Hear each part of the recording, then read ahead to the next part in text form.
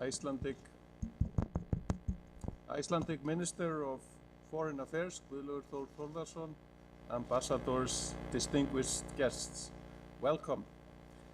On behalf of the University of Iceland's Institute of International Affairs and the Icelandic Ministry for Foreign Affairs, I warmly welcome you to the University of Iceland and to this seminar on the important subjects trade and diplomacy.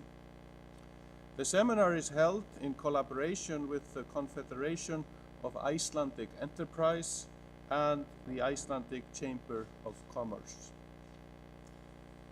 Global governance and its institutions are both constantly changing and evolving, and this has a strong impact on the development of diplomacy, that is, on its seen purpose, how it should be conducted, and even what should count as diplomacy and who are seen as actors of diplomacy. Given the great importance of effective diplomacy when it comes to the development of powerful cooperation between countries and regions on the global level, as well as its importance when it comes to achieving productive economic and trade relations at bilateral and multilateral levels, we at the University of Iceland are very excited to be hosting this seminar and contributing to the discussion on this crucial subject, which is so important that we constantly re-evaluate it with quality research and cooperation between academics and practitioners. To start the seminar, it is my pleasure to welcome to the podium Icelandic Minister for Foreign Affairs, Mr. Guðlaugur Þór Þórðarson, who will be discussing a foreign service for the future and its main challenges. Welcome.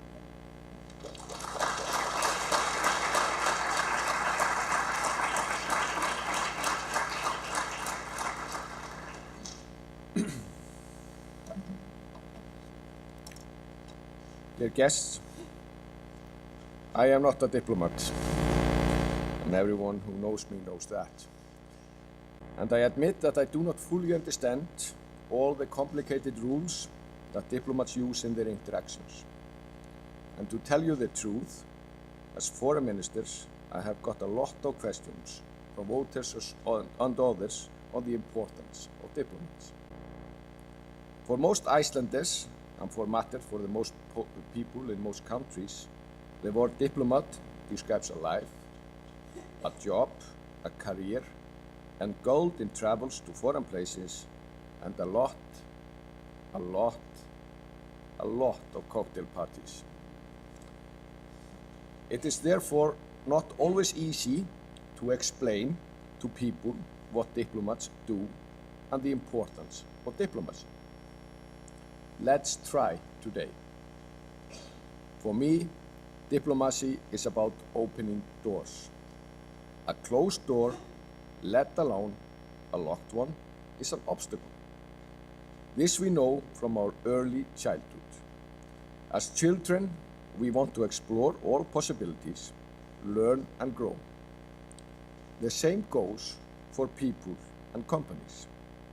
A closed door is an obstacle in the pursuit of our goals, whether they may be making a profit or amazing experience in a faraway place.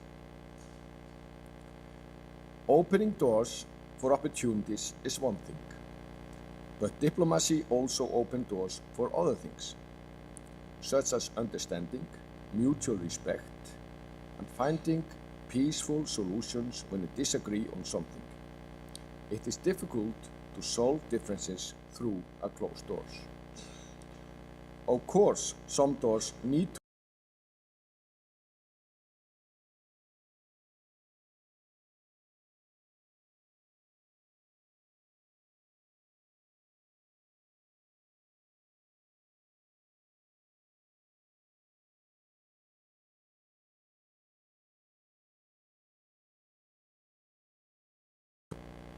Let me now turn your attention to diplomacy in Iceland. Traditionally, the foreign policy debate in Iceland mirrors the interplay of our core interests, our values, and our position in the world. This, of course, is not unusual. In most countries, local interests and values will determine foreign policy, but in Iceland, this connection has in many ways been more evident. The reason is simple. Due to our limited resources, we constantly need to prioritize and seek ways to overcome the challenges of not having the global reach of the foreign services of larger countries. Coming back to travels and the cocktail parties, and adding a certain level of generalization, I think it's safe to say that in the minds of most people, diplomacy is an abstract and costly phenomenon that is retroactive by nature as opposed to proactive and streamlined tool. To underline my point, I cannot recall any previous public gathering in Iceland when the practices of diplomacy has been discussed as the means of implementing foreign policy and safeguarding our interest. Yes, our toolbox is considerably smaller than most others. We need to be able to speak with concerted voice and find innovative and proactive ways to punch above our weight. This is particularly relevant in terms of how we use our most valuable asset, our personnel, but also our facilities and our financing. Last but not least, we need to be constantly attentive to how we boost the effectiveness of Iceland's foreign policy by engaging domestic stakeholders and cooperating with like-minded countries. In short, we need to listen and we need to adapt. This is what I've been striving to do during my tenure in the Ministry for Foreign Affairs, and this is why today's conference is such an important milestone for us. It is a token of our concentrated willingness to make diplomacy, its practices, and future development part of Iceland's streamlined toolbox to increase our global reach on issues that are vital for our interests, especially so when it comes to trade. For this purpose, I appointed a steering group 1 year ago, which delivered findings 6 months later. Actually, the group concluded its work 1 month ahead of schedule, which is definitely not the norm for public bodies of this sort. It was not an easy task, because the mandate was based on zero growth, the current budget set the parameters, and there have been substantial reduction in expenditure following the financial crisis. Lately, there have been increased allocation toward defense and development cooperation, but the cost of running the Ministry for Foreign Affairs and our offices abroad has remained unchanged for some time. I believe that there is a growing understanding in Iceland for the need to provide adequate funding for a foreign service which delivers added value. So to use the military slogan, we need more bang for the buck. The steering group's reported title, A Foreign Service for the Future, Safeguarding Interest in a Rapidly Changing World, contains 151 concrete proposals for increasing the efficiency for the Icelandic Foreign Service and gearing it towards a new global environment. I am pleased that already 30% of these proposals has been implemented, and our goal is to reach 70 to 80% by June. This report is by no means the final word in internal reforms. It must be the beginning of an open-ended process. Our goal is to compensate for limited human and financial resources by becoming more adaptable, flexible, and mobile. Another way to compensate for small size is to draw on the resources of other stakeholders in society. The private sector, trade unions, civil society, and academia, just to name a few, have expertise, experience, and networks which can be applied to the formulation and implementation of foreign policy. This can be mutually beneficial. For the Foreign Service, it can be a force multiplier, and for the independent actors, it can provide substantive engagement and even influence. So we will increasingly be reaching out, opening doors. The whole point of these forums is not only to safeguard Icelandic interest, but also to promote them. Iceland cannot survive in isolation, and our existence and prosperity is based on constant political, economic, and cultural interaction with the rest of the world. This applies in particular to free trade. Iceland is actually a textbook example of the benefits of breaking down barriers. In the beginning of the 20th century, Iceland was one of the poorest countries in the Western world. A century later, we are among the richest nations on earth. Why? Because we gained access to foreign markets and opened up our own. Yes, we are blessed with natural resources, mainly our fishing stocks and our energy. So without access to foreign markets, we would be fat and warm, but not rich. During past decades, Iceland has reduced national trade barriers to such an extent that we are now one of the most accessible markets in the world. It may be a small market, but the purchasing power is high. At the same time, through multilateral and bilateral efforts, Icelandic companies have gained access to markets around the world, with low or no tariffs on most of our goods and services. A relatively small country like Iceland has been able to achieve this and to successfully engage larger players on the basis of rules-based world economy. No man-made mechanism is perfect, and that includes various trading arrangements, but they are always preferable to commercial law of the jungle. Overall, the benefits of global trade liberalization during past decades are undisputable. It has been the single largest catalyst in the reduction of poverty in the history of mankind. There are legitimate grievances in many countries and against many countries because of the effects of globalization, but these should be negotiated and the fundamental global principles of free trade maintained. This is what Iceland will continue to advocate. Foreign services in many neighboring countries have a long experience of trade promotion and generally cooperating with the exporting private sector. This has also been the case in Iceland, but we need to do better. Not so much in so-called mature markets, but in emerging economies where official facilitation can make a huge difference. There we have the perfect example of closed doors that we need to open.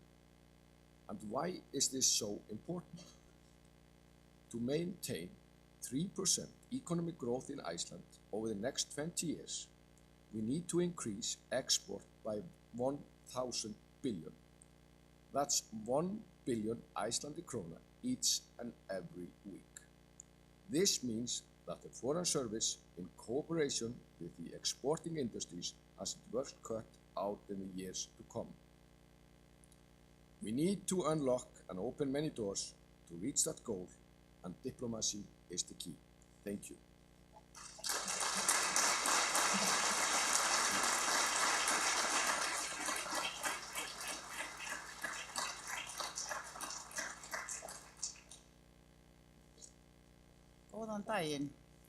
Góðan daginn og velkomin. I am Sigríður Snævar in the Icelandic Foreign Service. I'm in the steering group, and I have a new job. According to the report, I'm a home-based ambassador, together with a tight group of other ambassadors. We live in Iceland, we are accredited in several countries abroad, and we divide the countries between us according to themes. Pia Hansen, Pia, Director of the Institute of International Affairs of this university, and I will take turns in introducing the speakers. At the end of our 2 hours together, our permanent secretary, Sturla Sigurjónsson, will lead the question and answer session. Thank you, Rector. Thank you for welcoming us here at the very heart of academia. This is like a dream come true to see you all here. And imagine that when this hall was constructed in 1940, the numbers of students, university students in Iceland, were exactly the same number as you here present. The pioneers, I think they thought differently. I think it is a good example of 100 years of thinking differently. Thank you, Minister. Thank you for taking the political leadership to make this all happen and leading us up to this moment. I can't wait to hear the 4 speakers. They have all promised me to be closer to the outrageous than the mainstream. We know mainstream. They really come from all corners of the world. One lives in Moscow, one in Abu Dhabi, one has recently moved back from Tokyo, and one just came back from Kabul. The last speaker, and I will take mention briefly the speakers in a reverse order of them appearing here. Berglind Ásgeirsdóttir is our Icelandic ambassador in Moscow, and she will be sharing her extraordinary experience, football and all. Ásta Sigríður Fjellstedt, just back from Japan and managing director of the Iceland Chamber of Commerce, diplomatic dynamite. We're very curious. Ambassador Jean-Jacques Eleman Kinkombe, recently of Afghanistan, as Danish ambassador there, is truly putting this conference into perspective, a career diplomat on loan to a private enterprise. We all look forward to do that. I come to Tom Fletcher, our first speaker. Tom has become a celebrity. I don't understand how you can be both a career diplomat and a celebrity. But Tom is both, and they even call him the rock star of diplomacy. Can you imagine Mick Jagger presenting credentials?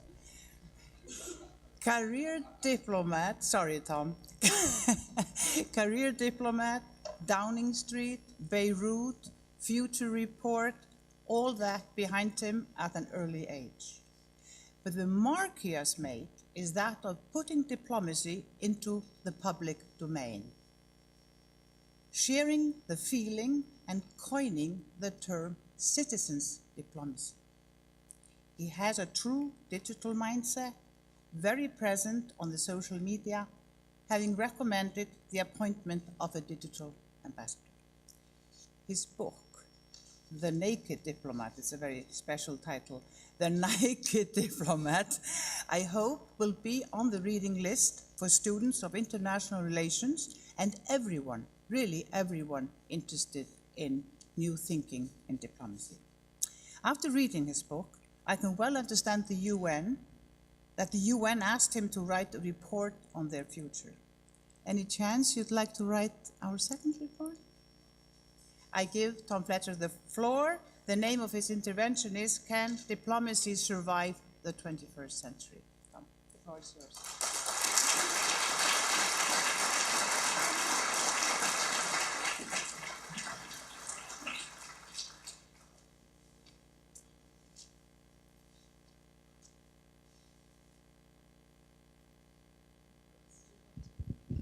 Well, thank you very much, Ambassador, Foreign Minister, Permanent Secretary, our hosts here, for that warm welcome. It's fantastic to be here in Reykjavik.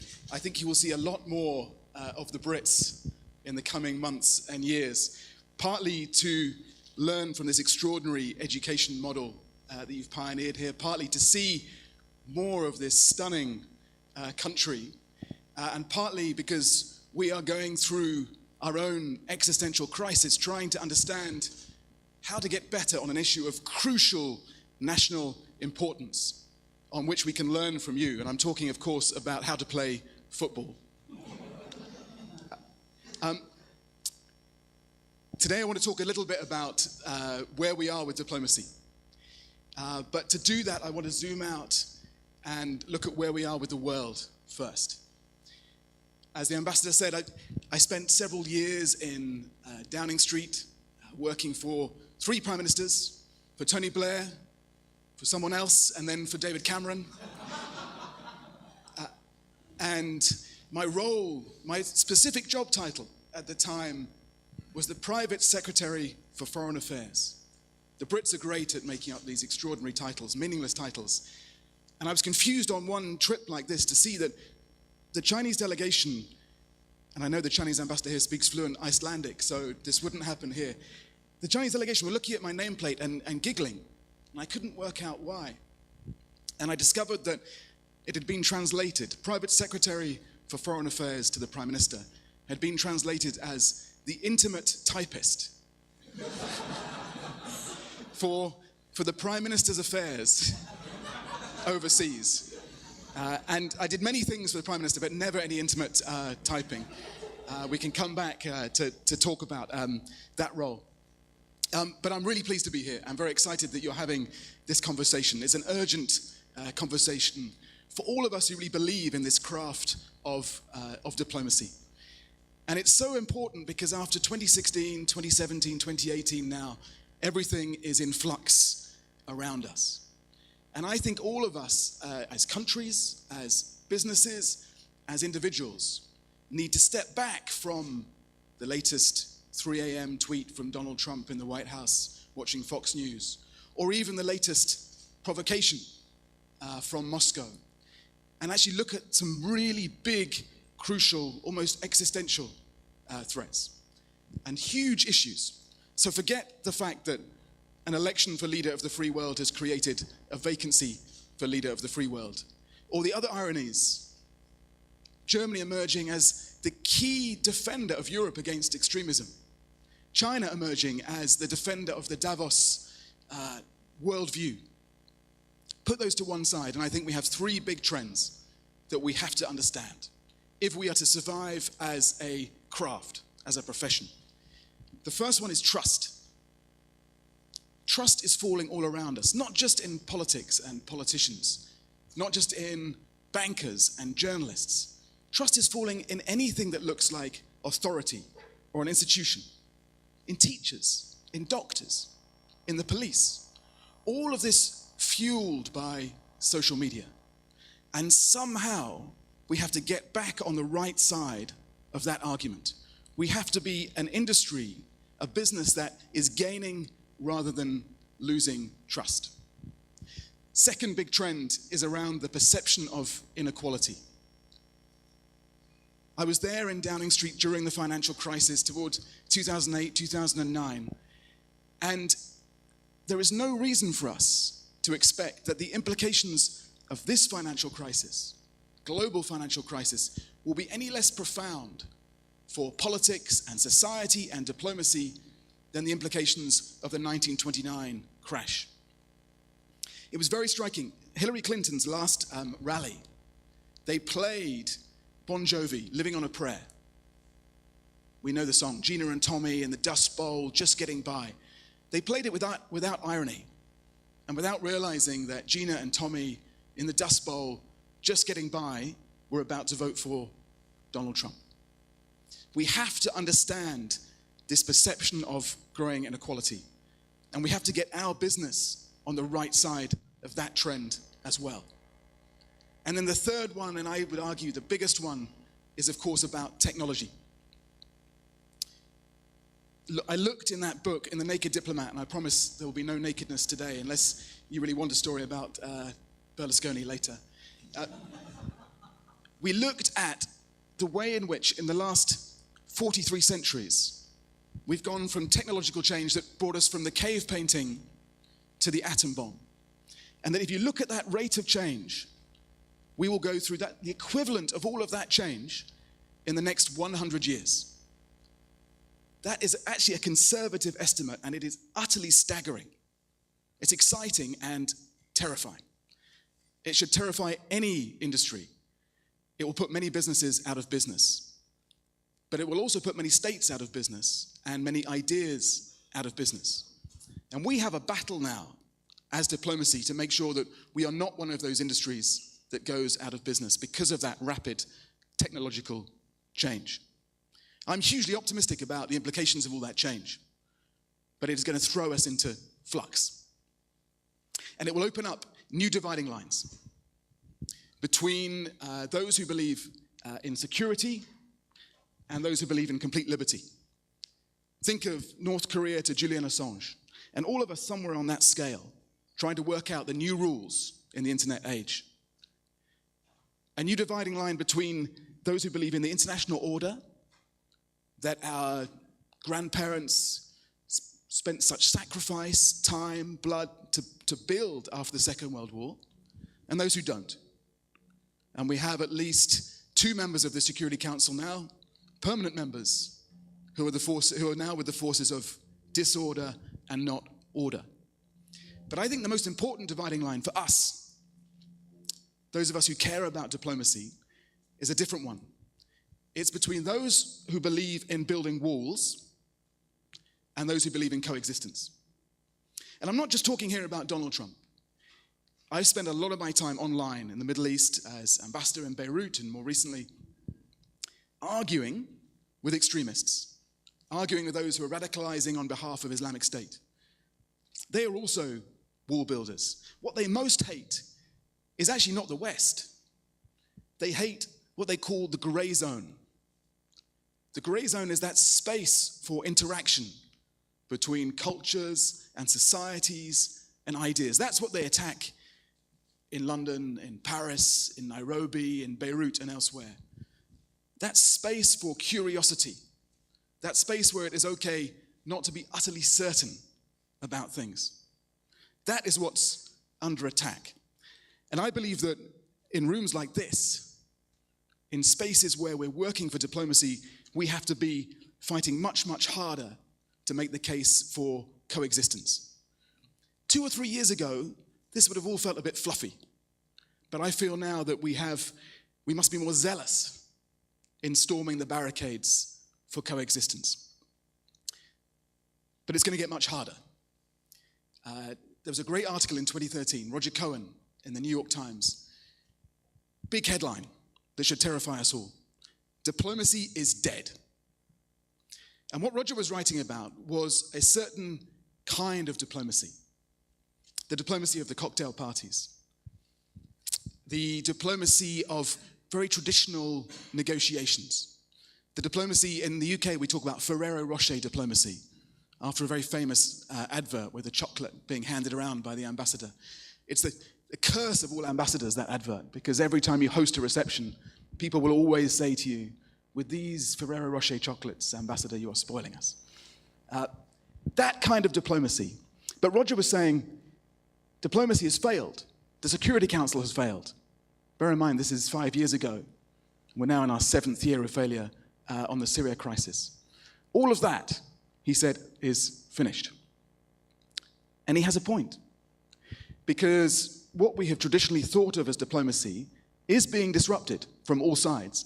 It's being disrupted by other bits of government, other ministries that think they can do diplomacy better than diplomats. It's being disrupted by big corporations. Many people would say that Google should replace Britain on the Security Council.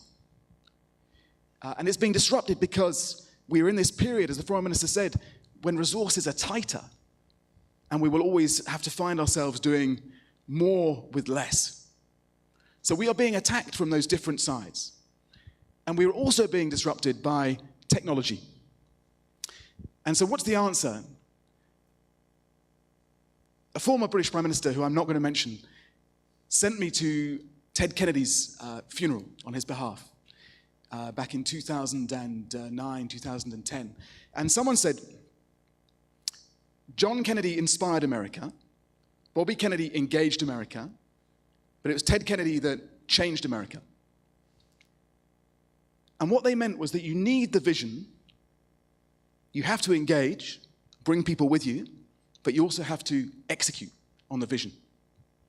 And if you apply that to diplomacy, as we did with the Foreign Office Review and the UN Review, what I discovered was that the vision has to be about these coexisters.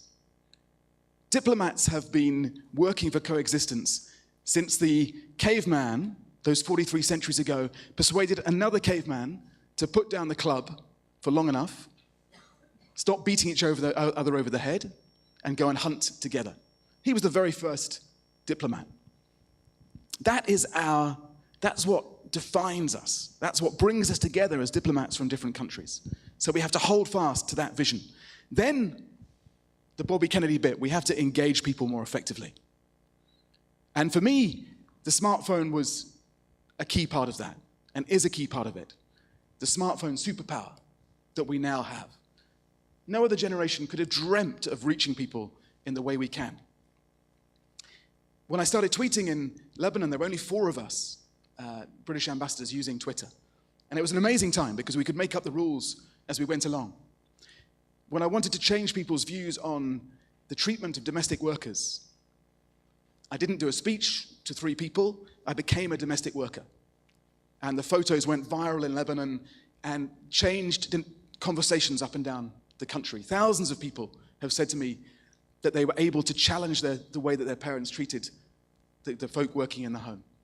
When the Iranian consulate was blown up in Beirut, at the time, I wasn't allowed to express formal condolences. Our relations were terrible at the time. So I went and donated blood outside the Iranian consulate, and the photos went viral in Tehran, and did more to confront people's stereotypes and perceptions about Britain than anything else I could have done. So there was this huge opportunity, and we're just working out how to use it. But the challenge was that the same device that allowed me to find ways to engage people in new ways was also the device through which terrorists were tracking my movements. And so for me, this became a metaphor, really, for the challenge and the opportunity. There are huge risks to being out there on social media, to being part of a conversation with the public out there. But the biggest risk is not to be trying. Because if we are not trying, we will continue to lose trust.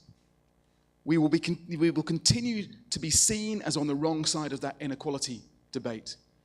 And we will continue to be seen as on the wrong side of the technology debate. And finally then, the Ted Kennedy bit, we've got to get out and execute. And actually, of course this is about innovation. And there's huge amounts that we're doing. We're trying to build a Diplobot in New York at the moment. We're trying to build a Diplopedia as a knowledge management system.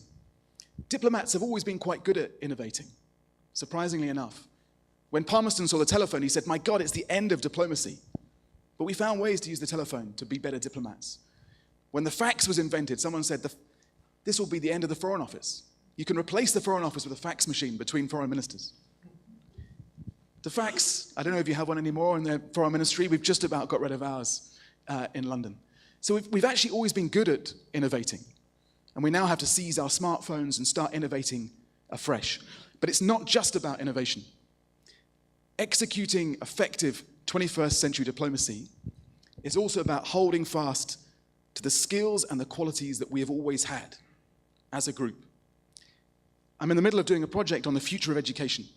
What do we teach the next generation in order to ensure that the robots work for them and they don't work for the robots? And the conclusion that you'll know well here, because you're well ahead on much of this stuff, is that we need to teach our kids to be more curious, more creative, more emotionally intelligent, more adaptable, to have antennae, that interest, a worldview, as the minister said, formed of having actually gone out and looked at the world. A lot of people call those soft skills. I don't think they're very soft. There's nothing soft about those skills. A lot of people call them 21st century skills. We call them diplomacy. And we have to hold fast to those extraordinary skills that we've developed over centuries if we are to thrive in the 21st century. So I think when we look around the world at all these extraordinary challenges, we have to be ready for this period of huge change. And it will feel uncertain and uncomfortable, and we'll feel insecure. Buzz Lightyear in Toy Story says, "This isn't flying, this is falling with style." And maybe the best we can do at times is to fall with style. But when you look around the world now, when you look at the wall builders in the ascendant, when you look at the way that our opponents are using social media to divide us, to create distrust, to create a fog around everything, to undermine confidence in politics and government and diplomacy, you look at all of that. If diplomacy didn't exist, we would need to invent it. But now we'll need to reinvent it. And it's over to you. Thank you.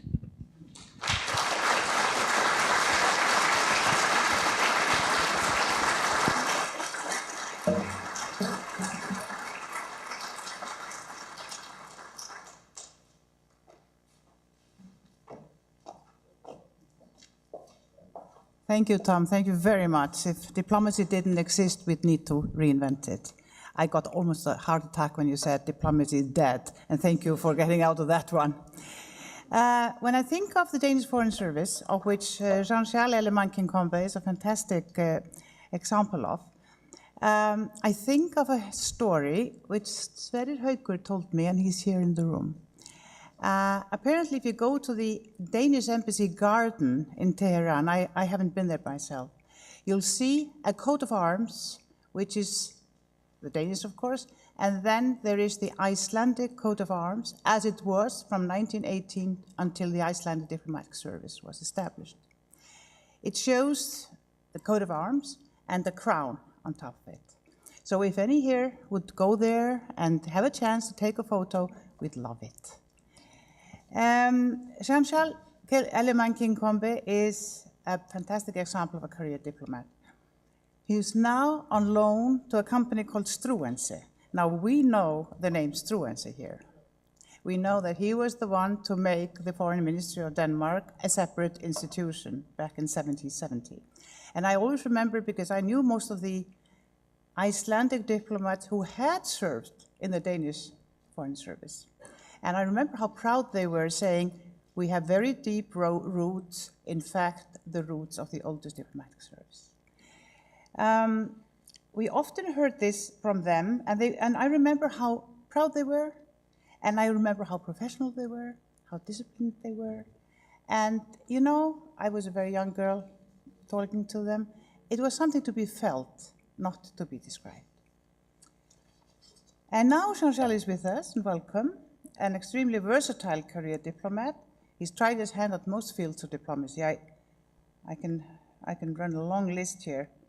European affairs, strategic policy, agriculture, executive secretary, and of course working very closely with the editors and writers of the Danish report.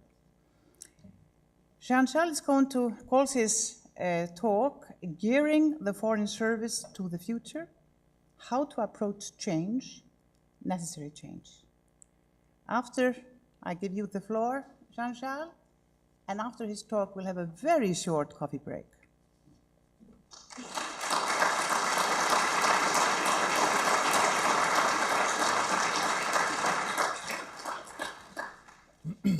Thank you very much. Usually when I go to concerts, the rock star is the last gig. So the others are warm-up gigs. Now the rock star has been here. The crowd is very warm, so I suppose that my role will be to cool down the crowd again.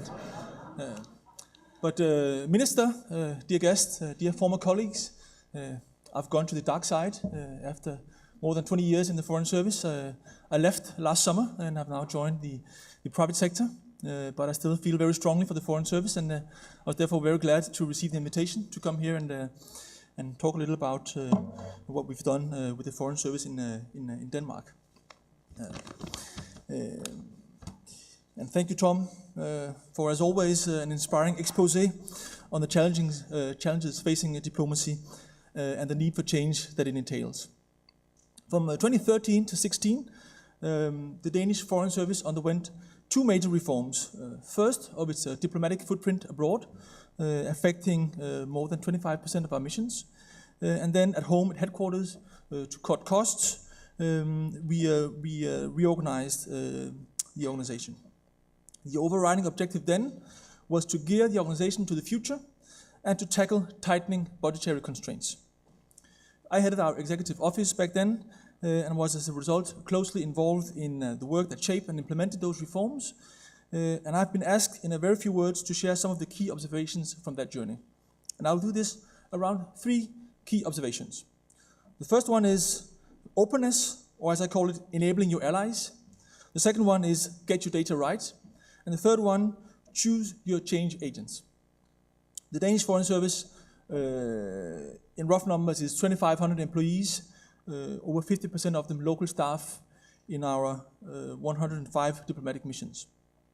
Obviously, our challenges and opportunities will differ from those of colleagues in Iceland or in the UK, but there are similarities, not least as far as the overall challenges that diplomacy is facing is concerned, and that Thomas just so eloquently summed up.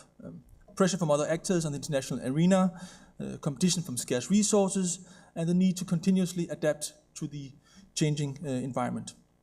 In 2013, when we prepared the ground for the first of our reforms, it was all about diplomacy contributing to economic recovery after the 2008 crisis. 2 years later, it was all about terror, and a few more years down the road, everyone was talking about technology. So the world changes, and diplomacy has to follow track. But there was a particular challenge that we were very conscious of going into the reform work, and that was the often tarnished and anachronistic image that hung on to diplomacy. I think both the minister and Tom has mentioned it, and I can still be surprised in Denmark how many people associate diplomacy with champagne, gin tonics, and the famous Ferrero Rocher chocolates. I think more importantly, the Foreign Service was also struggling with the myth of being closed and probably being too expensive. A myth that in Denmark had been strongly nurtured by a devastating documentary 10 years earlier called Det dyre diplomati, The Expensive Diplomacy, and our not very helpful response to that documentary. The Foreign Service has historically, at least in Denmark, been treated as the odd member of the public sector family. Maybe a little exclusive, entitled to special treatment, and not subject to the rules otherwise governing the sector. As diplomacy is being democratized, that exclusivity is lost, and the Foreign Service will suddenly no longer be rewarded for its special image, but risk losing out on that account. We therefore concluded, going into the structural reforms, that it was critical to use this as an opportunity to rebalance the narrative about the Foreign Service, something that we could not do on our own, at least not effectively. And the fact is that there are many supporters of diplomacy out there, and for the role of the Foreign Service, in the private sector, in universities, in the travel sector, but it was difficult for them to come out strong in support of us because of the myth and because of our closed and non-transparent decision-making procedures. Not least when it comes to questions about how we develop the organization, including our presence abroad. So one of the first deliberate choices we made going into the reforms, and this is my first point this morning, was to opt for openness and enabling our allies to help us. Back then, we had already gradually opted for a more visible diplomacy, actively and systematically positioning our ambassadors in the press and social media. But the new thing was to create more openness about our economy and openness about our decision-making. It was decided to use the embassy reform as an occasion to publicize our economic footprint. We published data about our staffing and the cost of all our embassies on our webpage. The philosophy being, there's nothing to hide, there's nothing to be ashamed of. And for some, that was an eye-opener.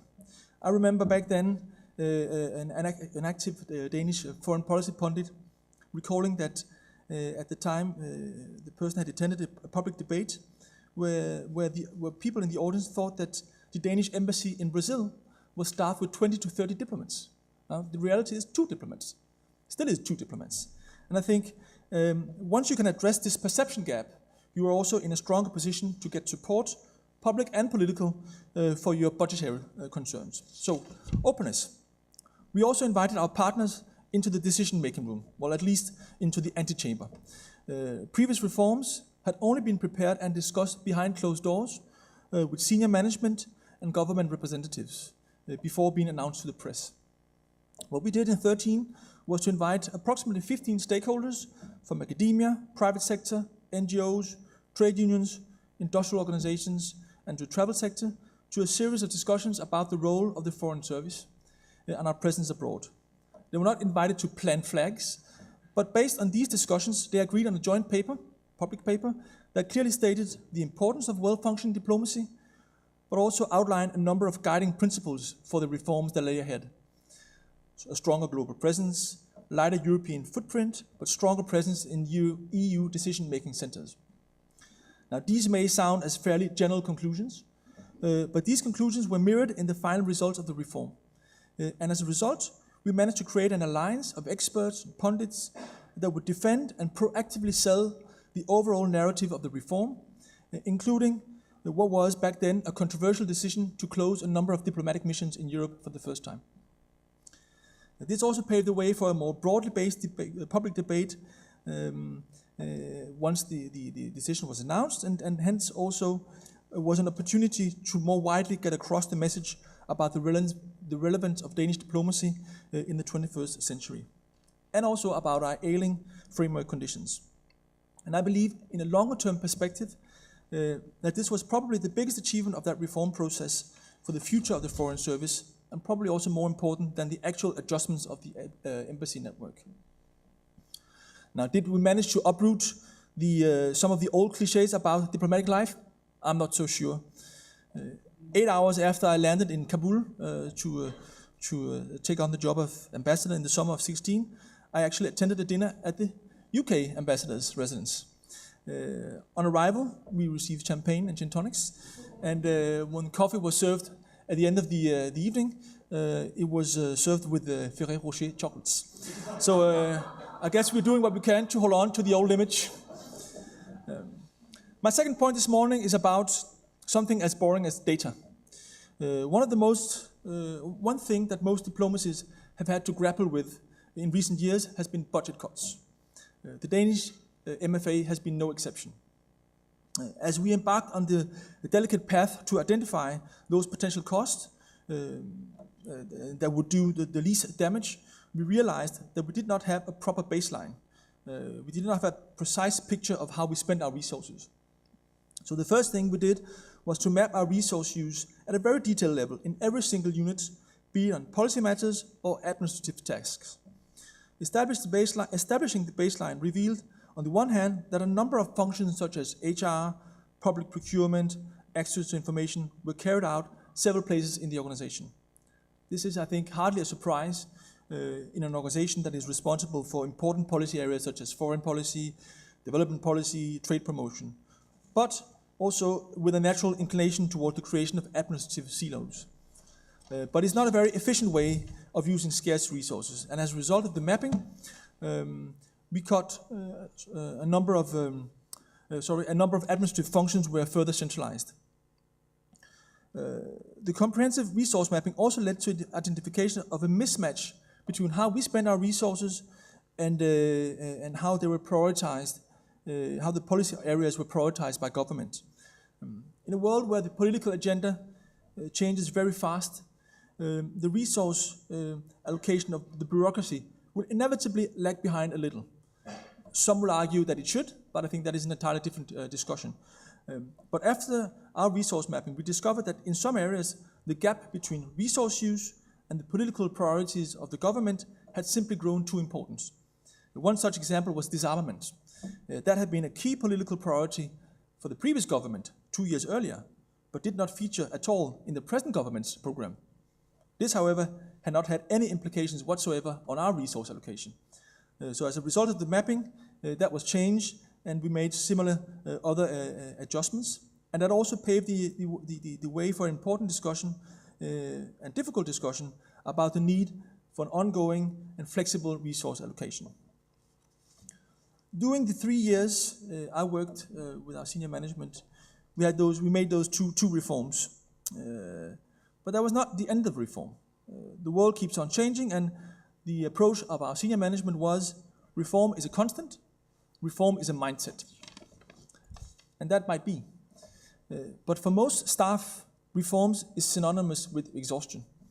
Reform is another word for uncertainty.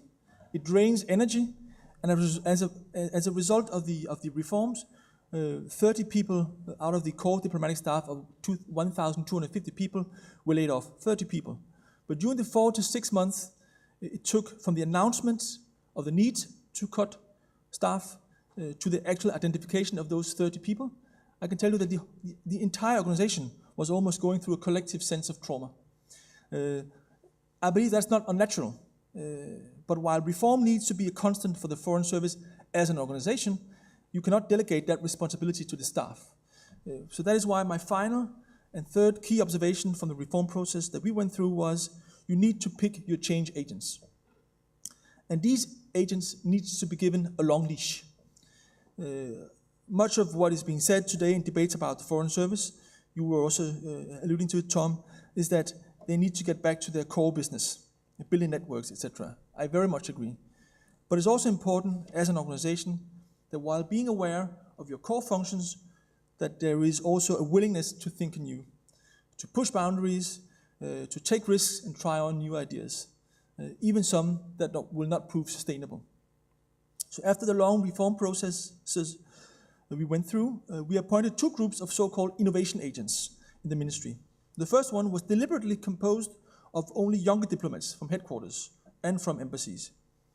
Not that young colleagues are by definition more innovative than experienced ones, which is a point I remind myself on regularly as I'm closing on to being 50 years old. But young diplomats have not been tied up by habits or precedents or the hallmarks of a well-functioning large bureaucracy. And we wanted people with a free and unconventional look at things to develop new ideas. And the mandate they were given was completely open-ended.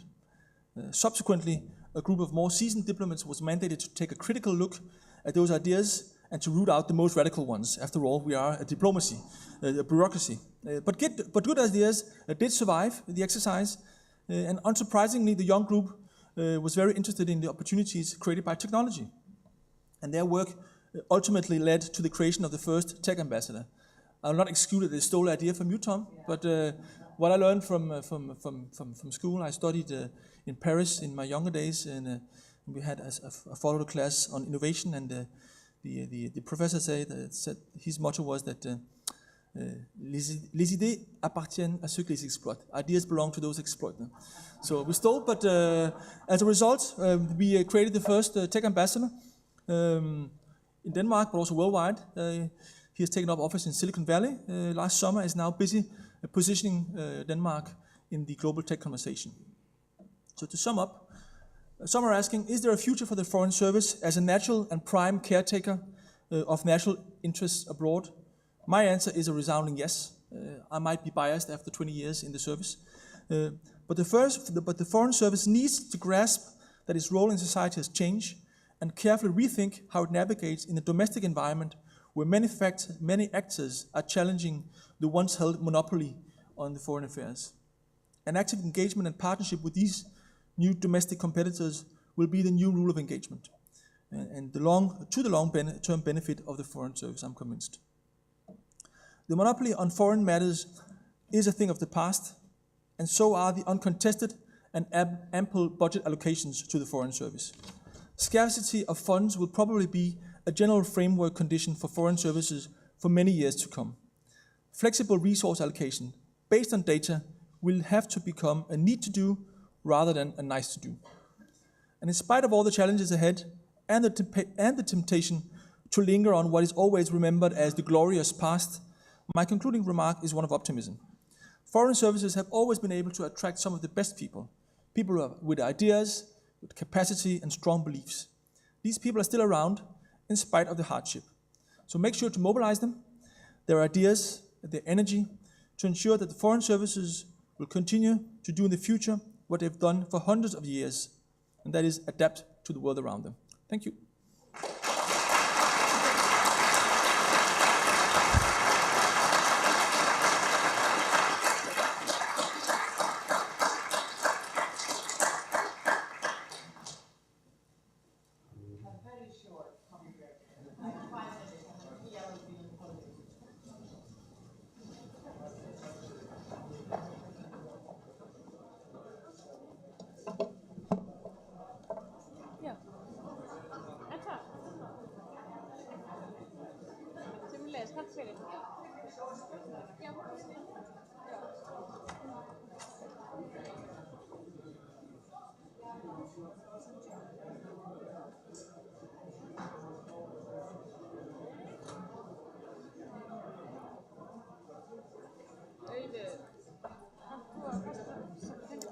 svona millistykki sá, var hann ekki með það eru Tómas, það var með eitthvað millistykki.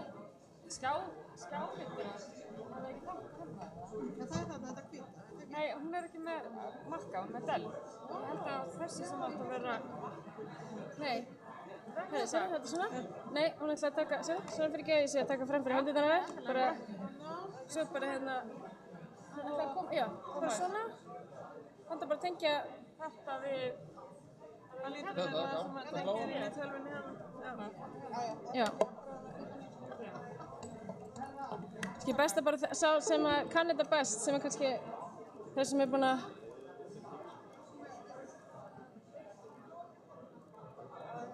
Er skjárinn eitthvað að blikka? Og svo líka, þú ert líka með vídeo. Já. Það þarf aðeins út úr sér.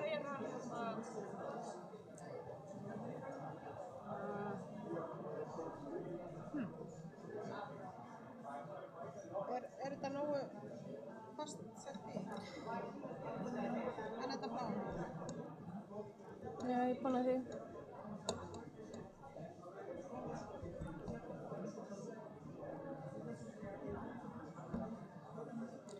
Ég ætla að prófa aðeins að losa bara, hún hérna getur verið eitthvað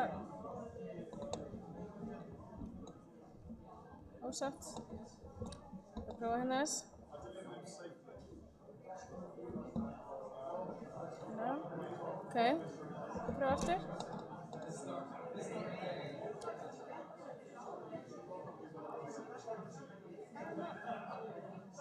Þetta, það er eitthvað að gera svona. Blikkar það? Já, þetta blikkar bara.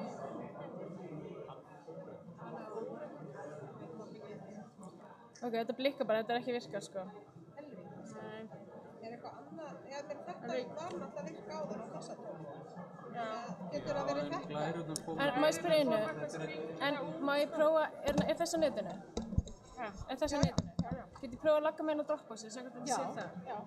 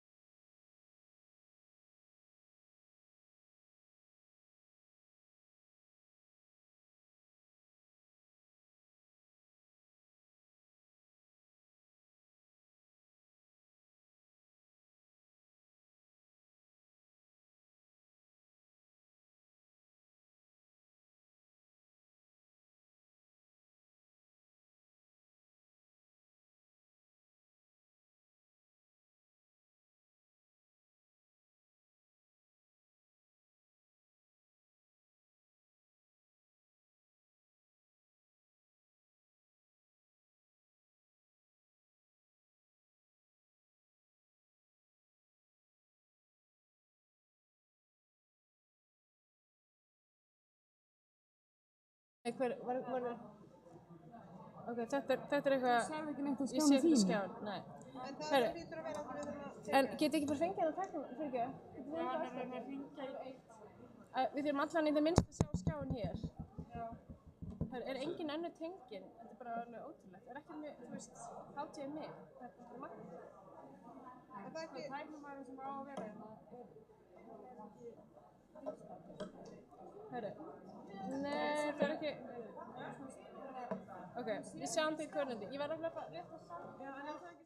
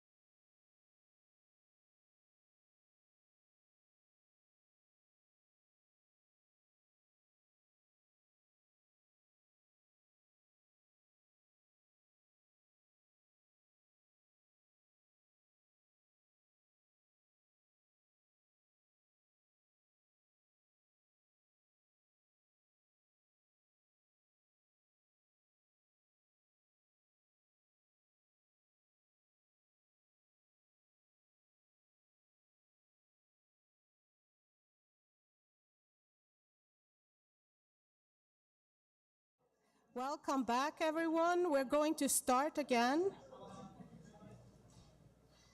I trust you all had your second cup of coffee and are feeling quite well now and well inspired by the first two speakers. We are now ready to start a second part of our program, and not to shame the male presenters, having so excellently given us their insights and food for thought in the first part of the program. Now we're going to listen to the women. First is first, my name is Pia Hansen. I'm director of the Institute of International Affairs, just like Suru told you here at the beginning, which is an institute here within the University of Iceland. We are a long-standing collaborator of the Foreign Ministry. So we were, of course, very happy to do our part in putting this conference together. And we're equally happy to host you here at the University of Iceland. A collaboration between the Foreign Service and the academic community is vital, not least in a small state where human resources and expertise may be more limited. In order to have a voice in the international community, all sectors of society need to be involved, be they public or private. But now it is my honor to present to you our next two speakers. Both of them are exceptional leaders in their fields. Ásta Fjellstedt recently took over as managing director of the Iceland Chamber of Commerce. As a consultant for McKinsey & Company in Japan, she led the work on the company's report on how to revive Japan's stagnant economy. The report emphasizes increased trade and relations between Asian states. This is well in line with the Foreign Services report that we have been discussing here this morning. And I hope you've all picked up a copy. It's right outside the door. In her talk, Ásta will also discuss technological advancements and their effect on the future of diplomacy, as well as finding new ways of exploring already existing relations and establishing new ones. Ásta, the floor is yours.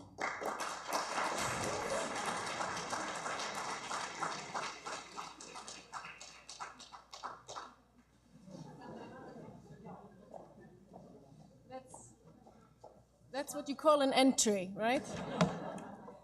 I was actually hoping to have the soundtrack from the Star Wars movie of Darth Vader, because I'm from the dark side, from the private sector. So hold tight. I'm going to talk about trade, and of course it's kind of a challenge to come after these two gentlemen here with such an amazing experience. I want to tell a little bit about my first experience going abroad alone. Because I will never forget the day. I was standing at the airport with my parents, and I was saying goodbye. I was leaving for the first time to study a foreign language abroad for a couple of months. And my mom, she said to me, "Remember, Ásta, that when you're abroad, you're basically an ambassador for Iceland. As we are so few in this country, it is highly likely that no one in that respective country will have met an Icelandic person before, or will ever meet an Icelandic person again. So she said, you better behave, act diplomatically, and represent your country well." I was 13 years old, leaving for a couple of weeks for Denmark to study Danish, and to be honest, I had no clue what diplomatic meant. Since then, I've been lucky to get the opportunity to travel and to work abroad, visiting amazing countries and cities, where actually this is more likely to apply. And these are countries such as Mongolia, China, Benin, Colombia, Malaysia, and a few other countries. Now, every time I say I'm from Iceland when I'm abroad, I'm always amazed that it seems like everyone knows us. Some mention Eiður Smári Guðjónsson, Björk, or our first female elected president, Mrs. Vigdís Finnbogadóttir. Others mention the crash, or even IceSafe. But as they say, there's no such thing as bad publicity. And now with our amazing football team, we have literally become famous. Not just the players, but us as a nation, for how well we stand together and create a fighting spirit as true Vikings, with a famous H. Now, over the course of the 14 years that I've lived abroad, my ways of communicating with my family and friends and colleagues has changed tremendously. Apart from the fax machine that I had to use actually last year at the office of McKinsey in Tokyo, for real, I've gone from paper to digital, from physical banking to online banking, and from calling my parents from a very expensive phone box when I was studying in France to allowing them to watch my sunset in Malaysia through my smartphone. So things have changed pretty fast. And that being said, I wanted to show you a video, which I actually don't think works right now, so we're just going to skip it. But it shows, as you can see on this little clip here, it shows the way we communicated via phones back in the 1950s, when actually the first foreign embassy of Iceland in Copenhagen was established. Today, it's more like this. We're getting more connected than ever before across continents, countries, and cultures. And today, you can basically talk to and trade with anyone, anywhere, anytime, often for free. So what I want to quickly go through with you, and I know many of you know this, but I just want to pinpoint a few things about these amazing changes that are ongoing. And I'm not going to have 3 points, I'm going to have 4 points now. I'm breaking the rules of McKinsey. But this is actually what they call the global forces that are shaping the global community at the moment. So it's the speed and the scale of the technological breakthroughs that are transforming everything. Also the way we do business, communicate, and earn money, or Bitcoin. The people involved in supporting international business need to be on top of these things and on top of these changes. They need to understand them and master them in order for their country to benefit. So do we think we have the right skills within our foreign services to do that? The next is the challenges of an aging world. Proportion of elderly is increasing dramatically, while regeneration is slowing down. This puts a pressure on the workforce and makes capturing the right and best talent to boost our economy a huge challenge. We need to attract the talents of the world and retain the ones we already have. Are we creating the right environment to attract and retain the people we need to succeed in these changed times as a country in whole? Now for the third one, on greater global connections, given the rise in prosperity in emerging markets and the increasing impact of digital technologies, a growing share of the world's economic activity involves cross-border of flows of goods, services, finance, people, data, and communication. Trade of goods, services, and financial flows increased fivefold from 1990 to 2012. And international migration of people tripled from 1960 to 2013, with 232 million people on the move. Highly connected countries can see 40% more GDP growth than the least connected. How well connected are we to these global flows? The fourth force is the age of urbanization. City populations are growing by 65 million every year. That is the size of 7 new Chicago cities every year. With emerging markets taking the lead, perhaps we will start talking about cities instead of countries, or clusters of cities, and nominating city ambassadors instead of country ambassadors. I believe this is already happening. There will be 2.4 billion new middle-class consumers by 2020, mainly in Asia and Africa. That is more than 7,000 times the population of Iceland. Of course, we're small, but this is happening in the next 12 years. The speed at which this is happening is tremendous, and we better be familiar with how this group of people is thinking for our future business opportunities. How are we preparing us for this intense growth and connecting with the numerous mega cities in the east. Now, currently, there's a huge economic power shift happening from the west to the east, and this is having a significant implication on Western countries, organizations, and companies. China's Belt Road Initiative is an extraordinary initiative. It is 12 times bigger than the Marshall Plan. Linking up these developing economies in this area into the global economy. And these economies that are out there, they're not just relying on Chinese investors, who are the key driver behind this. They want diverse global companies to come and invest. Where on the Belt Road will Icelandic companies be involved?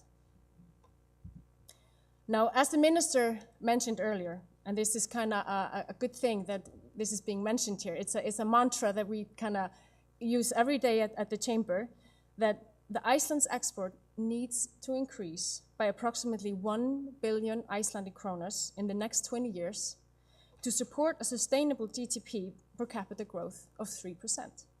And this is, just as the minister said earlier, basically 1 billion Icelandic krona a week. So what are our prospects? Apart from supporting entrepreneurship and startups, and to boost current and new sectors of the economy, there are global implications that show us where we should perhaps focus our efforts. Milk and meat. Talking about all these changes, you kind of get hungry, right? And that's where a huge opportunity lies, to feed all these people. Agriculture is coming back as high-tech culture. We need to make sure the farmers in Iceland become digital nomads and that they will grow, sell, and export their products worldwide. Milk and meat is where large opportunities lie, and I believe some of the ag business adventures we have initiated already are just the beginning of something much bigger. To a little bit more dramatic things, increased demand will put a lot of pressure on our resources, and as an example, water demand will exceed supply by 56% by 2025. Is water the new oil?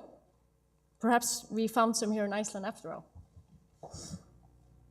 Now, Iceland has a lot of opportunities, and we have never been as connected and open for business as we are today.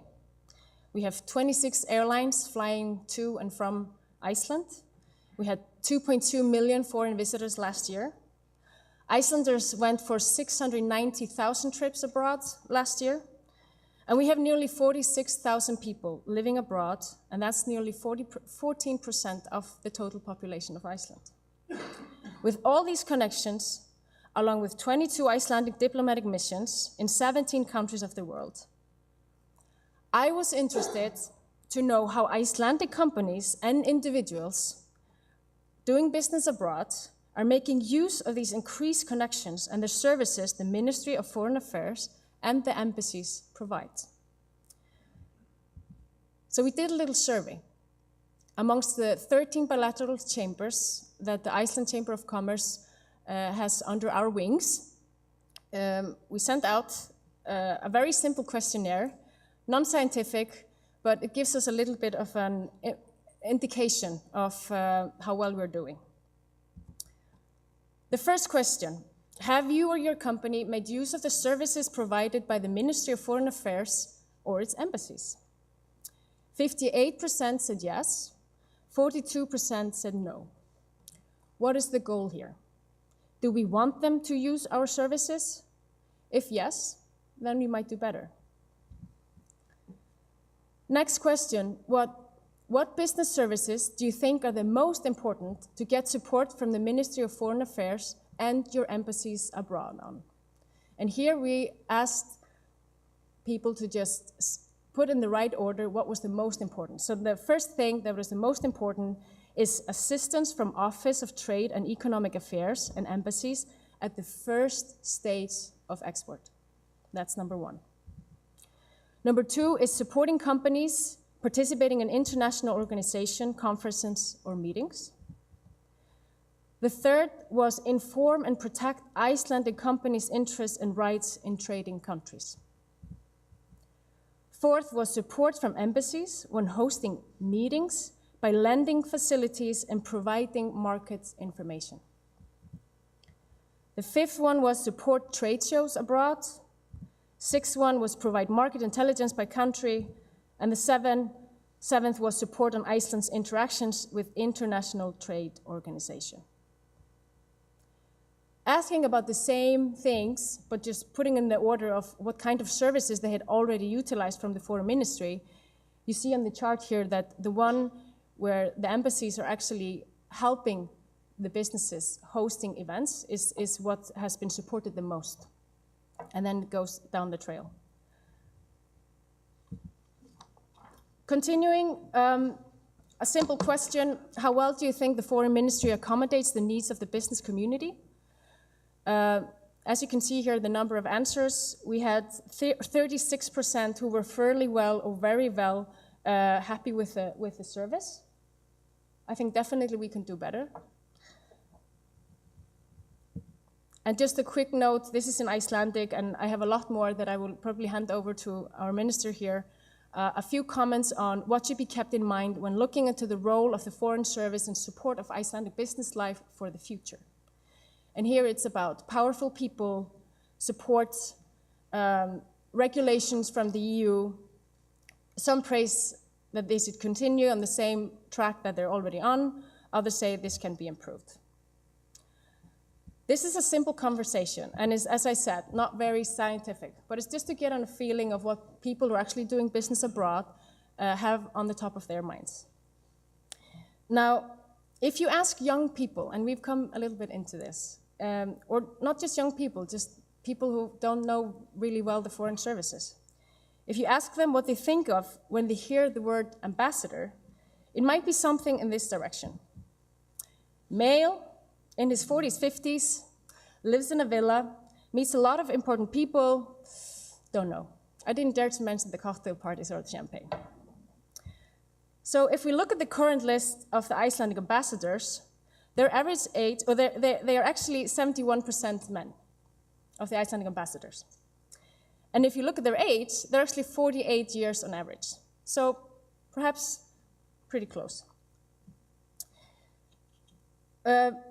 What I'm thinking is, where are the young people? They're not hiding in the office, as the average age of the employers of the Foreign Ministry is actually a bit higher. It's 52 years. Here, actually, we have more women than men, but it kind of shows us the image of the foreign services to the people who actually don't have a clue what you guys are up to. Where are the digital nomads that can navigate this new world of opportunities? How can you open up more and engage with the world around you? May I ask how many of you are due to your work on Twitter, Snapchat, or Facebook? Just raise hand. Okay, pretty good. So what I'm just saying is that we could challenge all Icelandic ambassadors and others involved in foreign trade. Publish your agenda online, share photos and tweets regularly, open up your embassies and engage with the people who wishes to drive businesses in your respective countries. It is our nature to look at life from our point of view. But as service providers, we need to be able to step in the shoes of the ones we serve and see the world from their perspective. In order to do so, we often need to go and meet the ones we're going to serve, talk to them and understand their needs, stay close to them and interact while they're undertaking their work. And while I was thinking about this, what key message I wanted to make, I was actually, as you normally do, you kind of Google your answers. And then I realized that the Scottish people are actually onto something. When I read the description of the so-called global Scot, I immediately realized what I think could be the first step for us now in these big changes. The Scottish have this concept of global Scot. Global Scots are experienced professionals who have built their reputations in the highest levels of the international marketplace. And they have a real desire to give something back by helping Scottish companies to develop and grow. Since 2001, they have contributed significantly to Scotland's economic growth. Why do they do it? The network of business leaders has one thing in common: their connection to Scotland and desire to see Scottish businesses succeed. All members are passionate about ensuring Scotland's continued commercial success, which is why they give freely their time and expertise for the benefit of Scotland's future prosperity. When reading this, I felt I somehow recognized the description. This is almost exactly like the description of bilateral chambers we have here in Iceland, and also some of the honorary consuls we have for foreign countries in Iceland, who give freely their time and expertise for the benefit of Iceland's future prosperity. So let's take a closer look. I know we're going to be hearing a little bit more about football here later on, so I want to team this up in two teams. We have the team MOFA, Ministry of Foreign Affairs, and we have the team CNC, which is the consuls and chambers.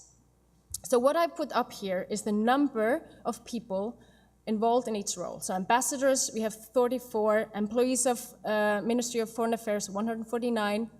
There are 219 19 honorary consuls for Iceland around the globe.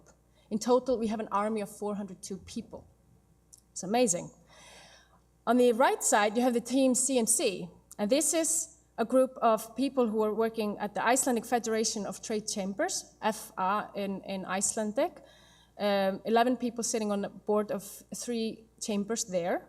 We have honorary consuls to other countries. So what I mean here is we have Icelandic people who are honorary consuls for other countries around the world. I haven't done a scientific research. I've spoken to 2 persons. Neither of them had been contacted ever by the Foreign Ministry or the Ministry of Foreign Affairs.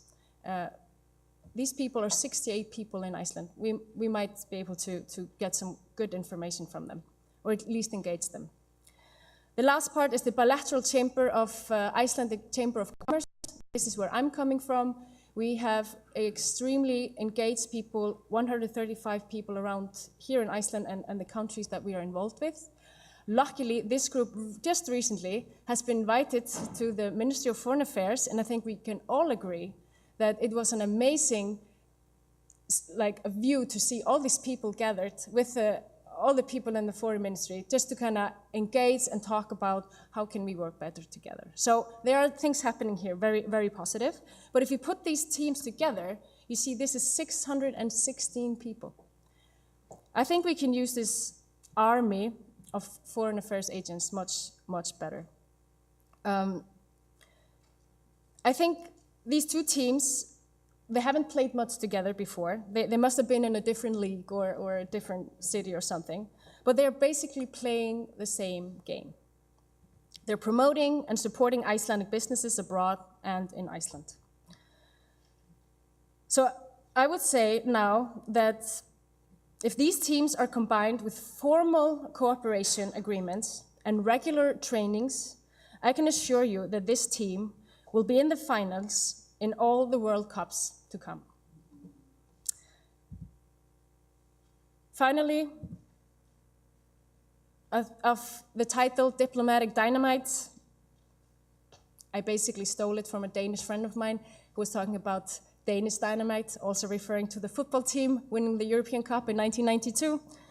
But I think it's important to understand these words, diplomatic and dynamite, being tactical, powerful, and capable. This is really what it is. And this is how I see the foreign services going forward. Thank you.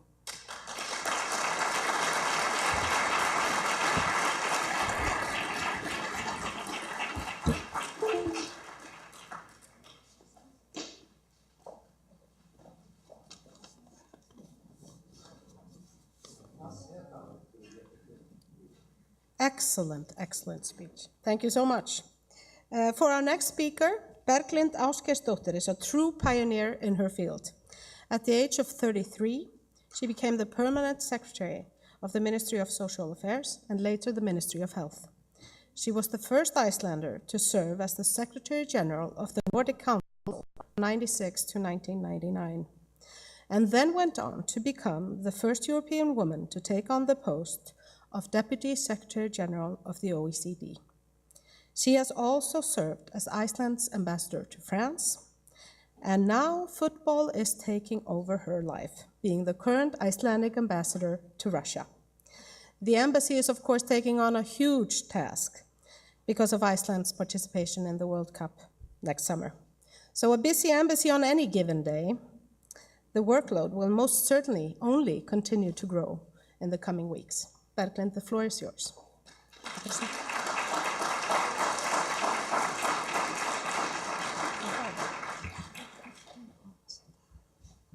Foreign Ministers, Excellencies, ladies and gentlemen. When my children were young, they had great difficulties in answering the question, what does your mother do? It really didn't matter whether they were 5 or 10 or 15. They still found it extremely difficult. I was not selling anything. I was not making anything by hand, but what was I doing? Talking. And I think it is extremely important that we try to explain this. And I thought I could find an example of 24 hours from Spain. I came there for the very, very official event of handing my credentials to the King of Spain. And this was, of course, very, very ceremonial. We met the king, then we sat in a circle and discussed. But I had almost started to look at the watch because I had a very important appointment. This was in Madrid, but my next stop was a prison in Madrid. I went to this prison to try to get a prisoner released. He had become very ill and needed an operation, but he refused to have it in Spain. So I had a meeting with the director of the prison. This was the first ever visit of an ambassador. And well, we managed to get the prisoner out. And the third stop in the 24 hours was to go on trade promotion with Promote Iceland to talk about the great bacalao and how healthy it was. And my role was to speak about the great fish. And I think these 3 events in 24 hours, they would have helped my children. But this happened later. I think it's very important in diplomacy to talk about what are the vital interests. What is it that your country stands for? What is expected of you? And of course, this has to be under constant evaluation. We should not forget, I will now make a distinction between diplomacy and diplomats, that diplomacy has brought about many very important things for trade that we never talk about. First of all, the trade agreement, the free trade agreement. But we also have aviation agreement, agreements about custom facilitation. This is what we are working on every day, trying to get agreements on these frameworks. Last but not least, for our economy, I think Law of the Sea Convention has been maybe the most important and the glory, the crown of achievement of Icelandic diplomats. But here I'm actually going to talk about what can diplomats do to actually promote trade. I talk as a practitioner. I think with the internet has posed enormous challenges for diplomats in particular, because we used to have almost a monopoly of knowledge about foreign countries. Now, we have the same access as everybody else. So the question is, can we really add value to what the business can do? And on top of this, you saw when Ása showed us the average age of diplomats.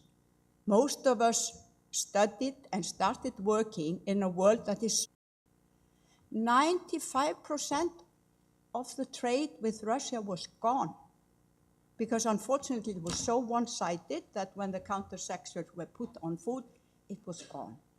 I came from France, where I was running around from trying to attend meetings in 3 different international organization and tried to be present in 10 countries. So I had no time to think, I only acted. And there I stood like a naked diplomat coming to Russia and asked myself, what can I do? The only trade I knew about, apart from marel, was actually that we could eat Icelandic lamb on Aeroflot. And luckily, 2 months after I came, I went on with a trade delegation to Murmansk, that is the most important fishery town in Russia. And we discovered that Russia had decided to renew its fishing fleet and fish processing and was going to give a carrot to the companies. We had brought several companies that are in fishing and fish technology there. And what happened was that after they came back to Iceland, they realized they had to join forces. If they were going to be able to participate and benefit from these huge plans, they would have to work together. And 10 months ago, 6 Icelandic companies joined forces for marketing, a kind of a consortium. And I must say the results have been incredible, but I think the embassy must take some credit for this, because it's actually in Russia where it matters so much that you have an ambassador. You can have a trade representative, but Russia is a country where the ambassador has to come. Now, this is so hugely different from France.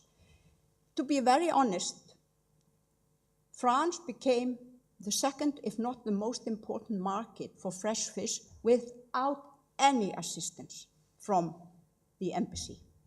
We were involved in reviving the Chamber of Commerce, which has helped a lot, but I was not of much use when it came to trade in France.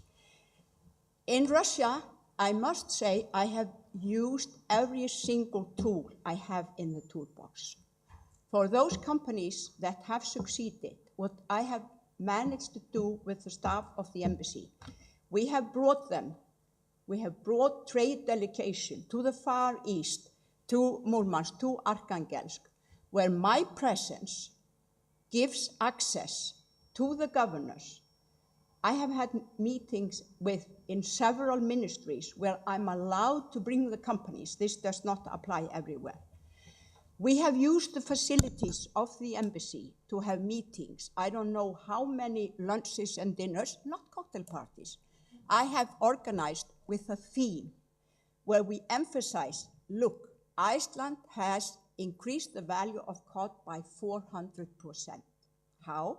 With sensible fishery management, with better education of fishermen, and then with the best technology in the world. So we are credible. We did not start from zero. They knew about the fisheries, but we have managed to do this. But last but not least, I am the spokesperson for Iceland in Russia. And for one reason or another, the opportunities I have had to speak about Iceland have been enormous. I think I've granted about 50 interviews in 16 months. I take every opportunity to emphasize trade and what we have to offer, because I don't know if there's anyone here from the Norwegian embassy, but the Norwegians were far ahead of us. They had been in this market for a long time. We are the outsiders, and in 10 months, we have made Knarr, this company, this consortium, known by the whole fishing sector in Russia and in all the ministries. And I think the key to this success is actually you have to be focused. You can't be all over the place. If diplomats are going to support the trade, we have to be clear, we have to be focused. But now I'm going to go to the football. I thought I would be able to show you Team Iceland. Well, while we wait, going back to France, I was the ambassador there when we had the European Championship. we did a little preparation to prepare if there would be some major disasters, if there would be need for assistance from the embassy, if Iceland were having problems. I have to tell you, we didn't have one single case of serious things happening. And in fact, we decided to have some cultural events, and then we hoped for the best. What nobody knew is that we would reach all the way to the quarterfinals. I desperately tried to put Iceland on the map for almost 5 years. I hardly ever got any interviews. There was very little interest for Iceland. From one day to another, I had to reply to the media, appear on programs. I was live on French television 7 days in a row at 7 o'clock in the morning, which is not exactly my time. And what could I say? What was the message? Now, listen to this. Is it still not working? Basically, I was the naked diplomat. I had to perform, I had to say something. Fellow fans around the world, our men's national football team will soon stand on the world stage in the upcoming World Cup. We're incredibly proud of our team and their accomplishment. A nation of 340,000 people will support our team. Join Team Iceland this World Cup and cheer for Iceland with us. Win or lose, there's always the excitement of being a part of something big, even when you're small. So come along for the celebration. Everyone is welcome. No matter what you're a fan of, what you believe in, or where you live, there's a place for you on our team. We will cheer for Team Iceland. We hope you'll join us. That was showing off. Well, now we are not going to be unprepared. We know this will probably be the best opportunity we will ever have to promote Iceland. Because I don't know how many billion of people will be watching the game, and there will be at least 3,500 media people present in Russia, and they will have, in order to justify staying there, they will have to come up with new stories every day. Now, Promote Iceland has already started by preparing this kind of image that Iceland is going to do. And I know there are a few keywords you use: quality, creativity, responsibility, innovation, energy, and sustainability. And these are sort of the outline of the image that we are going to portray. But for me, this may be the best opportunity we have ever had in defining what are our vital interests in trade. What are we going to portray? What kind of product, what kind of image are we going to show to the foreigners? What is Iceland today? What kind of investment, what kind of trade opportunities for export will we get through this event? And we have had this inflow of tourists. For me, it's almost too much at the moment, and we may be tempted to continue on trying to promote Iceland as a tourist country. But we have to find a way, like I referred to, with the technology, with the food, with design, with the creative Iceland. This is a unique opportunity. But I think the people who are gathered here are the ones that can make an input as to this kind of image that we are going to provide. What I have always found we are lacking when it comes to promoting Iceland is that we have never had the branding. We've never had a brand. To be very blunt, we were selling fish. The fish went to the United States. I think the biggest customer were the prisons. We didn't exactly have to do much marketing to sell wholesale. And with full respect for the old Soviet Union, this was the other area where we were selling fish, and we were making agreements. There was no need for promotion. And I must say it was the airlines that started promoting Iceland and the big multinational like Marel, like Usher, that were doing this. And we should try to brand Iceland in this respect. Now, we have this opportunity. What can the foreign ministry people do? First of all, for a diplomat to operate, especially in trade, you have to have extremely good knowledge of your own country. Diplomats focus too much on their guest countries. They need to be well connected, have knowledge of their own country. They need to be curious. They need to be open for new opportunities. I have worked in and out of the foreign ministry. I'm convinced that it's extremely easy to become isolated from rest of society if you are in the foreign ministry. And I know the Dutch foreign ministry has decided to send every single person who works in their foreign ministry to other ministries, to academia, NGOs. This is what they are going to do, to link, to anchor the foreign service in the society. And I think this is what we need to do. We also need to give our staff very, very efficient training in public communication. This is one thing where I think we have not worked sufficiently, but this will be in demand as the football proceeds in every country. I started a long time in the foreign ministry where we didn't even have trade in the ministry. What I think had the biggest impact on the foreign ministry to change it in the right direction was when we were negotiating the European Economic Area. Suddenly the foreign ministry was open to society. There was impact from the other side. We are trying to focus now on trade, and I really believe the foreign ministry, now 20 years after the EEA came into effect, we actually need a similar kick, something that will give us the opportunity so that the foreign ministry will reflect the Icelandic society, and we will have outside impact into this. And I believe this conference is actually a good opportunity for this, but we talk about anchoring the foreign ministry better in the Icelandic society. I think we should use concrete opportunities. I would like to mention two things apart from this general, which is we are going to chair the Arctic Council in next year. What has the ministry invited the business side and others to become involved in seeing this chairmanship in the Arctic Council as an opportunity for Iceland? I think sometimes we are far too prudent. We never want to sort of benefit ourselves, but I think other nations do not shy away from that. We are too prudent.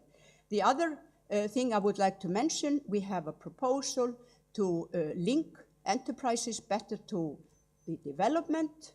And I think this is an area where we really should look at the win-win. Don't be too prudent. Don't be afraid that we may actually get something out of this ourselves. My final words are that when we try to look into the crystal ball, the future, I think we see, I don't know, a few months ahead, a few years, that is all. 100 years ago, we had a poet called Einar Benediktsson, who I think everybody thought was a complete utopian. He wanted to sell the Northern Lights. I mean, people must have thought this man wasn't all there. Today, we are selling the Northern Lights, making it probably our biggest business. And I think this shows very clearly when you have a goal, you have a vision, and you have a concrete strategy, and you focus, this is when you can achieve what you aim for. And it was the same with the football. Who would have thought we would be in the World Championship 2018? Let's use this once-in-a-lifetime opportunity to get together and create an image, the Iceland we want to portray, in order to increase trade and thereof economic growth and prosperity. Thank you.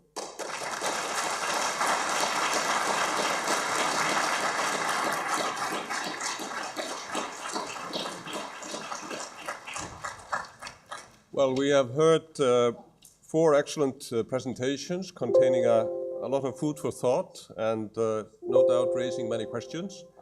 I would like to invite the 4 speakers to come to the podium and be ready to answer some questions. And for those asking questions, we have a few minutes for those.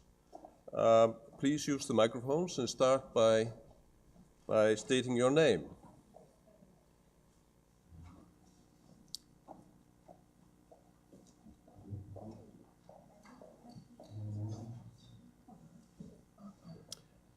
So, who wants to lead?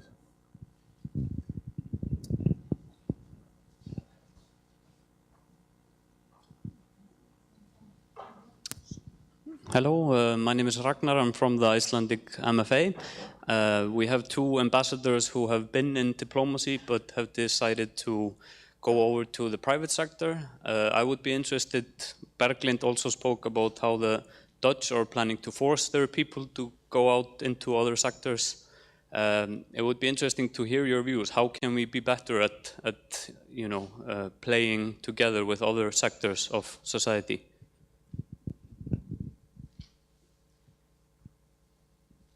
We have a microphone here. Yeah, just pass it. It's underneath.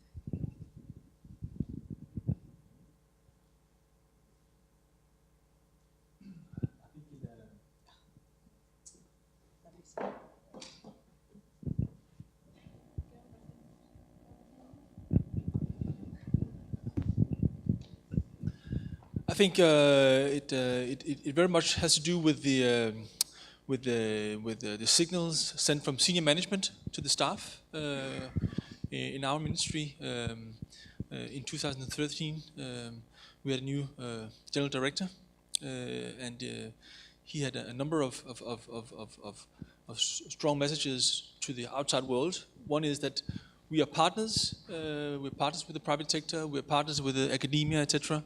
And he also said to the staff that it would be a good thing for your careers to leave the service for a couple of years and come back, because we need to actively engage with the world around us. We need to see our organization from a different perspective, and there are a lot of good personal and professional skills that you will attain from trying something else than 40 years in a row in a diplomatic service. So we've sent a very strong, active message to colleagues. You will not be penalized. Now, that is a nice message to send. It's not always as easy to implement it in reality. When people come back, there needs to be good career opportunities in the ministry, but I think it starts with sending the signal to the staff, and that's what we did. That's what we did in the Foreign Service in Denmark, and I think we'll see over the course of the next few years how that will then transform in reality. Next question. Oh, could I just jump in just to reinforce very strongly that point? I think a lot of it is about that message from senior staff. A lot of it is about what happens when you come back. Often, my foreign ministry has made the mistake, when people come back, they treat it almost as my wife treats it when I go on a business trip, that you've just been off having some fun somewhere, that you've not necessarily learned something. Your choice of word was very interesting there, not being penalized. Actually, we should be rewarding people who bring back those skills, but we also have to be open-minded enough to welcome people into our own organizations. So as well as us going out, we have to have more people coming through our organizations that will make them there much more diverse, as your statistics showed. When I spoke recently to my own ministry about these issues, the main diversity in the room was that we had lots of white men with grey hair in their 50s with white shirts, but also lots with blue shirts. So we did have that variation between the different types of white men with grey hair in their 50s. And clearly we all need to be much more open to new ideas, different kinds of thinking, different kinds of professions. Please. Thank you very much for all the excellent presentations. I have a question regarding trade and development. What is, from your perspective, the win-win of trade and development cooperation working closely together, and then from the development cooperation perspective and also the trade perspective?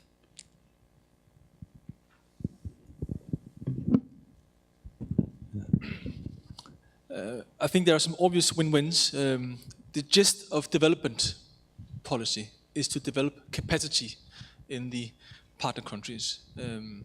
Now, what we see in a number of emerging markets is that the state has a very strong role in developing the growth sectors.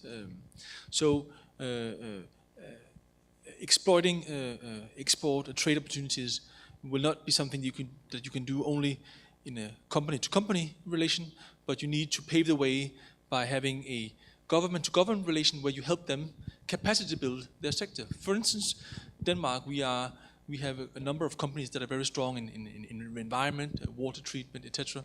So what we did is that these companies, they have developed their skills under Danish regulation. So what we try to do is we send people, sector experts that come from the public sector in Denmark, go to countries where we see opportunities and work with the authorities there to develop their sectors and then pave the way for Danish skills. So I think there is a very close opportunity to be explored between trade and development.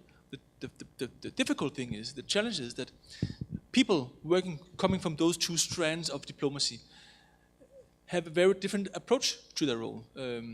As I mentioned in my introduction, there is this tendency to develop silos.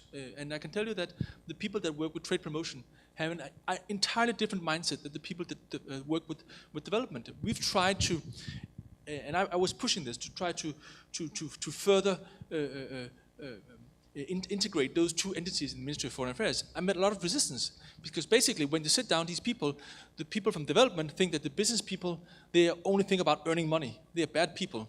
And the people from trade promotion look at the development people, these are just NGOs sitting around circles talking, no action. So there are some very strong cultural obstacles that will make it difficult, but I think there's an obvious choice for trying to further integrate those two policy areas. Just to add on to this, and I'd like to take examples, because I don't have this tremendous experience from the foreign services, but I do have experience from the countries that I visited and that have actually known Iceland. And one of them is China. There is an importer of an Icelandic cosmetic product in China. He has been highly welcomed to Iceland. He's actually stayed in Iceland for a few years and speaks Icelandic. It's really impressive to see a Chinese person speak Icelandic.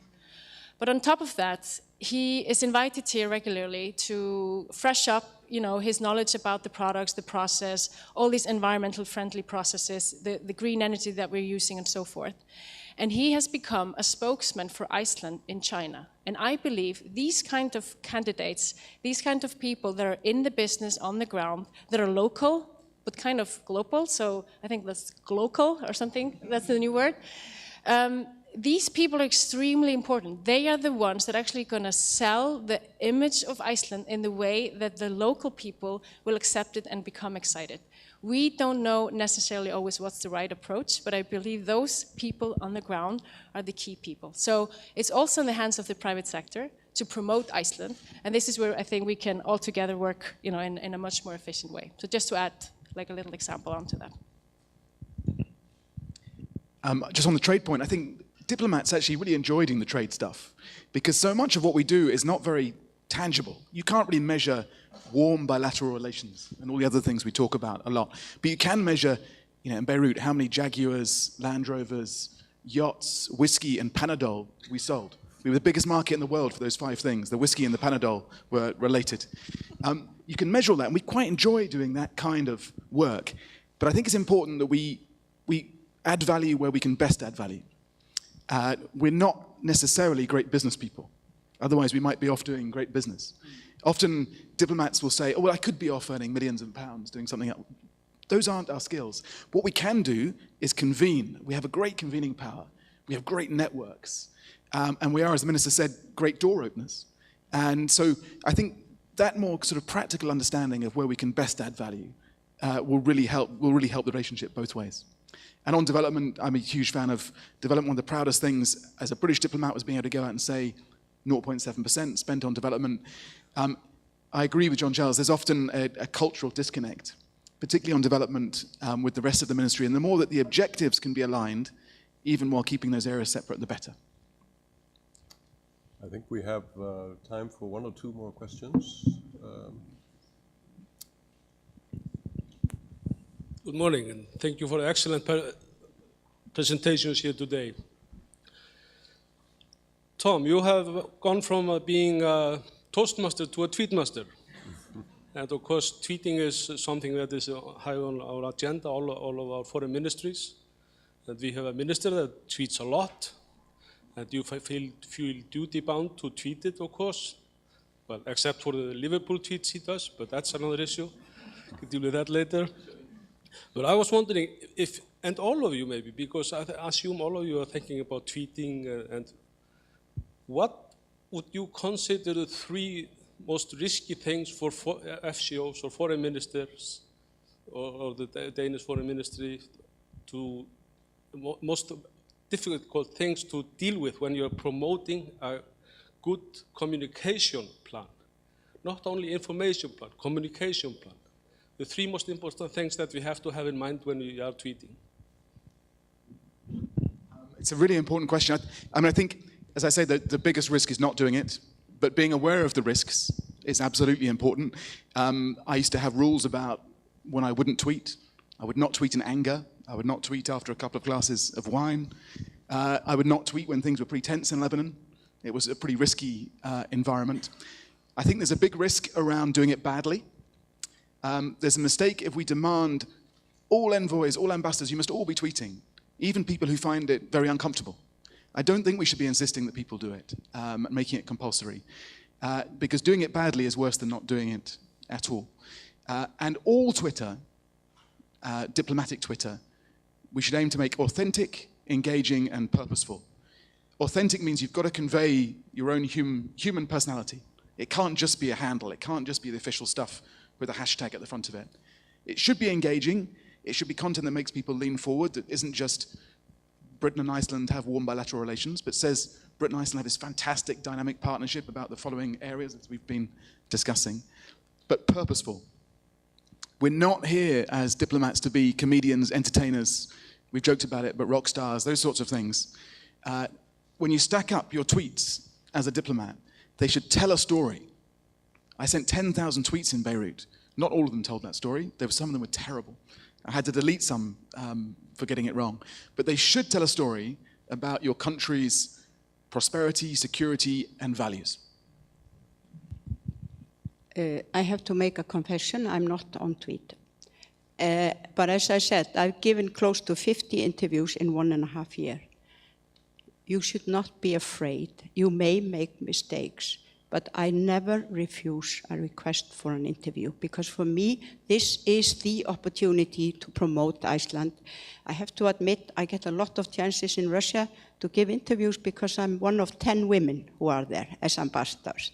But be focused, decide, even irrespective of the questions, what do you want to say? And I use this example from Russia, this focus, that you have to have a clear message. That's why I think it's so important when the football opportunity comes that I do not have to write the script and play the leading role on my own, like I did a little bit in France.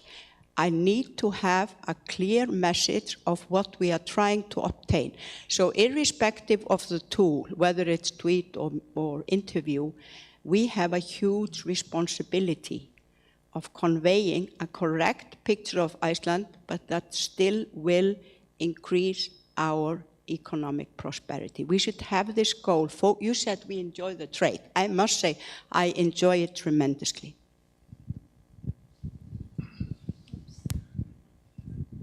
I was not on Twitter while being ambassador. I use Facebook. I think that gave us an entirely different set of possibilities of communicating. I think I will disagree a little bit with Tom, but that's also because I come from a tiny country. You come from a big country. As a UK ambassador, you already have a voice. In Denmark, from a small country, Iceland, we need to fight for attention. So my 2-3 advices: one, I agree, storytelling. You need to tell a story. But two, particularly from a small country, you need to be a risk taker. We use a lot of humor. The movie with the football movie used humor. So something that will grab people's attention. I used films, made small 1 minute, 2 minute films. Then not every day, but maybe once a week, every other week.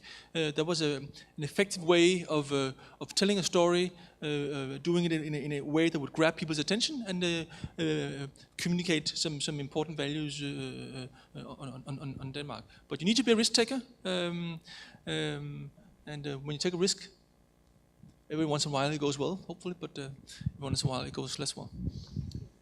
Well, sorry, we're out of time now. I would like to thank the speakers very much.